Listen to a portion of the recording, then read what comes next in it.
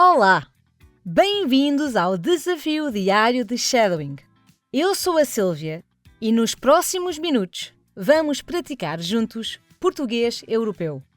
Vou dizer 2 vezes cada frase para repetires em seguida, tentando copiar o ritmo, a pronúncia e a entoação. No final, vou dizer as frases todas em velocidade normal. Vamos a isso? O Luís vai ao supermercado. O Luís vai ao supermercado. No caminho, encontra um vizinho. No caminho, encontra um vizinho. O vizinho diz bom dia. O vizinho diz bom dia. O Luís responde bom dia. O Luís responde bom dia.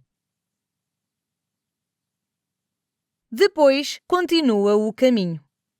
Depois continua o caminho.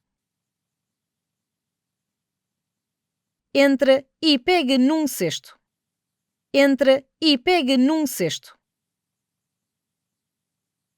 Vê pão e pega no pão. Vê pão e pega no pão. Depois pega no leite. Depois pega no leite. Também vê bananas. Também vê bananas. As bananas estão verdes. As bananas estão verdes. Olha para o preço das bananas. Olha para o preço das bananas. Pega em 3 bananas. Pega em 3 bananas. E mete no cesto. E mete no cesto. Procura manteiga, mas não encontra. Procura manteiga, mas não encontra. Olha para as compras no cesto. Olha para as compras no cesto. Depois vai à caixa para pagar. Depois vai à caixa para pagar. A empregada diz bom dia. A empregada diz bom dia. O Luís responde bom dia. O Luís responde bom dia. A empregada diz quanto custa tudo. A empregada diz quanto custa tudo. Ele paga e diz obrigado. Ele paga e diz obrigado. Sai do supermercado. Sai do supermercado. E volta devagar para casa. E volta devagar para casa. Agora vou ler em velocidade normal.